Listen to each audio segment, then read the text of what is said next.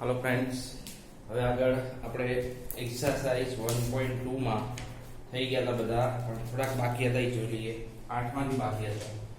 1.2 માં 8 શું કહે છે? જો f from a cross b to b cross a અને f of ab આખી જોડ જ લેવાની છે. જો આ જોડ છે, આખી જોડ જ લેવાની, બરાબર ba થવું જોઈએ. દ્વારા વ્યાખ્યાયિત વિધેય એક એક અને વ્યાપ્ત છે એવું નક્કી કરવાનું છે. બધા આખી જોડ. હવે તમે જનરલ પણ બતાવી શકો અને આપણે ઉદાહરણ પણ લઈએ. જો આ 1 2 છે, b બરાબર 3 4 છે, તો આના તમે a ક્રોસ b કરો છો કેટલો આવશે? એટલે 1 3 1 4 અને 2 3 અને 2 4 આવું આવે છે. બરાબર. હવે b ક્રોસ a કરો તો b ક્રોસ a કરીશ તો શું આવશે? એટલે 3 1 અને 3 2 4 1 અને 4 2 થઈ ગયું. હવે એક એક માટે શું છે કે એ 1 3 લેવાના, તો 1 3 અહીંયા મૂકું તો ઊંધું થઈ જાય 3 1. બરાબર છે. 3 1 એક જ જોડ છે. જો બીજી એકી છે નહીં. એટલે 1 3 3 1 સાથે જોડાશે, 1 4 4 1 સાથે જોડાશે, 2 3 3 2 સાથે જોડાશે અને 2 4 4 2 સાથે. એટલે એનો ઊંધા જ જવાબ આવશે. એટલે આ રીતે કે f હું 1 3 મૂકીશ તો જવાબ આવશે 3 1. એ રીતે f હું 1 4 મૂકીશ તો આવશે 4 1. એ રીતે ચારે ચાર મૂકીશ 2 3 અને 4 2. બીજા તો મૂકવાના નથી, એટલે એક સાથે એક જ પેર છે. એટલે અહીંયા તમે કહી શકો કે f એક છે. હવે વ્યાપ્ત માટે જો, તો વ્યાપ્ત માટે જો જવાબ તમારો 3 1 4 1, પછી બીજા બે મૂકીશ કે ભાઈ 2 3 તો જવાબ આવશે 3 2 અને મૂકીશ 4 2 4 મૂકીશ તો શું આવશે જવાબ? 4 2 આવશે. બરાબર. જો ચારે ચાર આવી ગયા તો આખું r of f બરાબર શું મળે છે? b cross a. બરાબર. તો વ્યાપ્ત વિધેય છે, વ્યાપ્ત વિધેય છે. બરાબર. એક એક ને વ્યાપ્ત વિધેય છે. આ રીતે ઉદાહરણથી પણ આપી શકો. બરાબર. એક માર્ક્સમાં પૂછાય કે આ પૂછાણેલો છે. બરાબર. પૂછાયો છે MCQ કે ab બરાબર ba, તો એક એક ખાલી f એ ખાલી જગ્યા છે નીચેનામાંથી, તો એક એક અનેક એક નથી અને વ્યાપ્ત અનેક એક નથી. બરાબર. એ રીતે તમને MCQ પૂછી શકે. હવે આગળ 10મો IMP મેં તમને કીધું તો બરાબર છે. એમાં કેસ લેવાના. જ્યારે પણ વિધેયનું વિભાજન થાય ત્યારે કેસ લેવા પડે એક એક.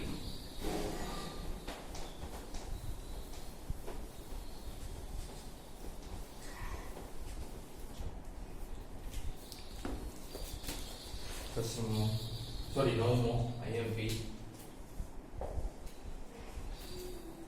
f from n to n. f of n માં અહીંયા x ની જગ્યાએ શું લીધું છે? m. એમાં કે આપણે ગભરાવાનું નથી. n ની x ની જગ્યાએ m લીધું છે. n આયુગ્મ અને n by 2 n for all n belongs to n. દ્વારા વ્યાખ્યાયિત વિધેય આપેલ છે તો વિધેય f એક એક છે કે નહીં અને વ્યાપ્ત છે કે નહીં તે નિશ્ચિત તમારા જવાબ નક્કી કરો. તો જો એક એક માટે કેસ લેવાના. ઓકે, નાના અક્ષર કરું છું એટલે તમને સમજ પડે. આખો એકમાં આવી જાય. એક એક માટે પહેલો કેસ નંબર 1, n1 યુગ્મ અને n2 યુગ્મ. તો જો બે સરખા લઉં છું, f of n1 બરાબર તો સરખું થવું જોઈએ. ઇમ્પ્લાઇઝ બે યુગ્મ છે એટલે યુગ્મમાં મૂકવાનું n1 by 2 અને n2 by 2. 2 2 કેન્સલ છે જરા. ઇમ્પ્લાઇઝ n1 બરાબર 1. આમાં એક એક છે. બરાબર. એક એક છે. હવે બીજો કેસ નંબર 2, n1 અયુગ્મ n2 અયુગ્મ. તો જો આના બરાબર સરખું લઉં છું બંને, તો ઇમ્પ્લાઇઝ મૂકીશ n1 plus 1 by 2 n2 plus 1 by 2 implies. તો જો 2 2 ગયા, 1 1 ગયો, તો n1 બરાબર n2. બરાબર. આમાં પણ એક એક છે. હવે જો આ બે કેસમાં આવી જાય તો આપણે ડાયરેક્ટ કહી શકીએ કે એક એક છે, તો તમારો જવાબ ખોટો પણ થઈ શકે. કેસ 3 પરથી નક્કી થાય.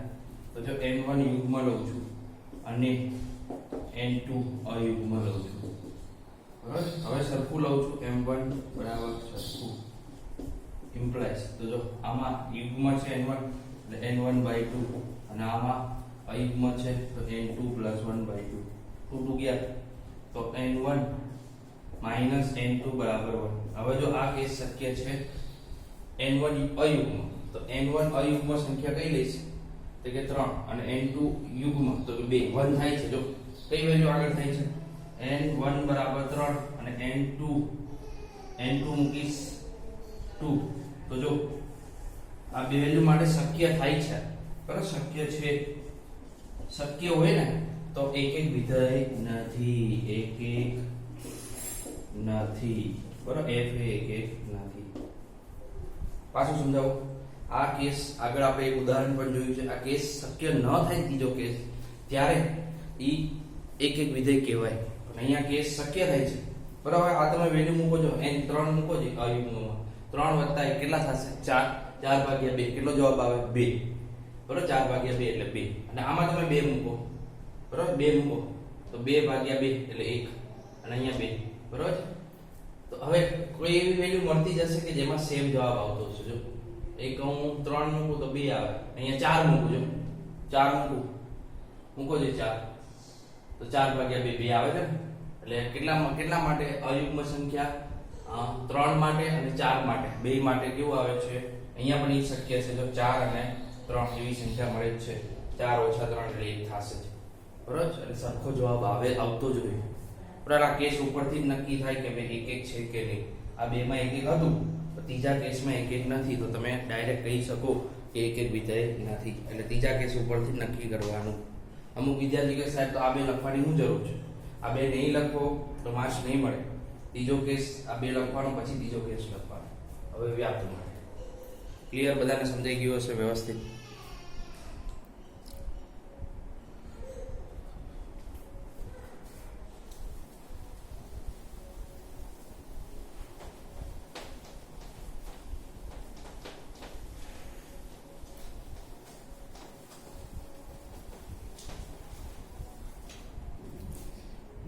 હવે વ્યાપ્ત માટે બાકી છે. વ્યાપ્ત માટે આ વખત કેટલું મળે જોજો. આ વખત તો આમાં જો હું અયુગ્મ સંખ્યા મૂકીશ 1 મૂકું તો 2 ને ભાગ્યા એટલે 1 આવે છે. પછી 3 મૂકું તો 2 આવે છે. 3 મૂકું તો કેટલા આવે છે 2 આવે છે. પછી 5 મૂકું તો 3 આવે છે. પછી 7 મૂકું તો 4 આવે આવે યુનિયન. આમાં યુગ્મ સંખ્યા મૂકું 2 મૂકું તો 1 આવશે. પછી 4 મૂકીશ તો 2 આવશે. પછી 6 મૂકીશ તો 3 આવશે. બધાનો સરવાળો આમ કરીશ તો 1 2 3 4 બધું આવી જશે. n થઈ ગયો તો r of f બરાબર n થાય છે. તો વ્યાપ્ત વિધેય છે બરાબર. વ્યાપ્ત છે પણ કેવું છે એક નથી. હવે આગળ દાખલા નંબર 10.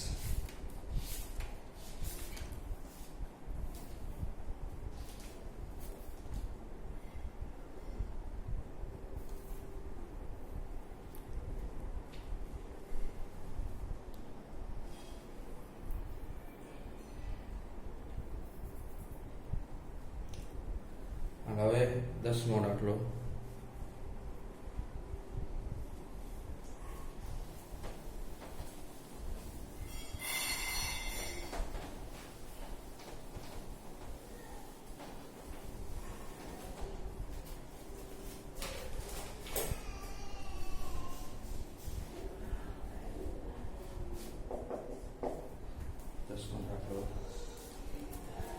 એમસીક્યુ તમારે કરી લેશો.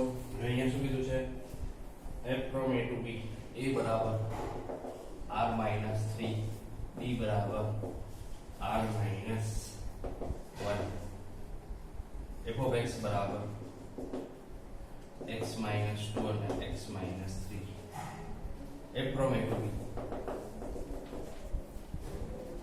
વિચાર કરો f વ્યાપ્ત છે કે એક છે અને વ્યાપ્ત છે. પ્રશ્નાર્થ ચિહ્ન છે એટલે થઈ પણ શકે અને ના પણ થઈ શકે બરાબર છે. તમારે નક્કી કરવાનું છે એક ને વ્યાપ્ત થશે કે નહીં થાય.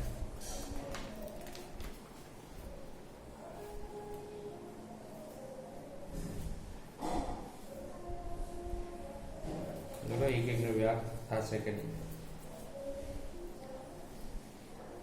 જો હવે એક માટે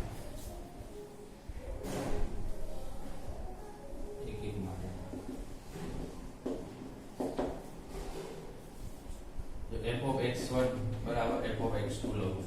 સરખા માટે સરખું આવું જોઈએ. x1 કેટલા આવશે? x1/2 x1 minus 3 અહીંયા x2 minus 2 અને x2 minus 3 એટલે લસા લઈ લો x1 x2 minus x3 x1 minus 2x1 2x2 sorry x1 3x1 પછી 2x2 અને minus plus 6 બરાબર આ સમજાશે. x1 x2 minus 2x1 અને minus 3x2 અને plus 6 ગયા x1 x2 ગયા. હવે જો 3 અને આ બે આ બાજુ આવશે એટલે minus x1 બરાબર. આ minus 2x1 ઓલી બાજુ જશે એટલે minus x2 minus ઉડી ગયા x1 બરાબર x2 એટલે એક છે. શું છે? એક છે. હવે વ્યાપ્ત માટે તો જો વ્યાપ્ત માટે હવે આનો વિસ્તાર તમે જોશો. જો આ ખાલી બહુપદી હોત ને આ નીચેનું ના હોય ને તો એનો વિસ્તાર r થાય. આપણે કીધું હતું સુરેખ સમીકરણ હોય તો r મળે એનો વિસ્તાર બરાબર. પણ અહીંયા જો નીચેની કઈ વેલ્યુ 0 થાય છે એટલે કે 3 માં તો જો a માંથી 3 લેવાના જ નથી આપણે તો 3 સિવાયની કોઈ પણ વેલ્યુ મૂકશો આનો આખોનો વિસ્તાર શું આવશે? આનો r of f r-1 આવશે બરાબર છે. 1 નહીં આવે જો 1 સિવાયનું બધું આવશે અને r-1 ની આપણો શું છે? સહપદેશ છે એટલે જવાબ આપણો વ્યાપ્ત વિધેય છે. એટલે એક અને વ્યાપ્ત બંને છે બરાબર. આ રીતે ના ખબર પડે તો તમે y વાળી મેથડથી પણ આવો દાખલો હોય ને તો y વાળી મેથડથી પણ કરી શકો બરાબર છે. એ જવાબ આવે. હવે 11 અને 12 તમે કરી શકશો. હવે વિધેયોનું સંયોજન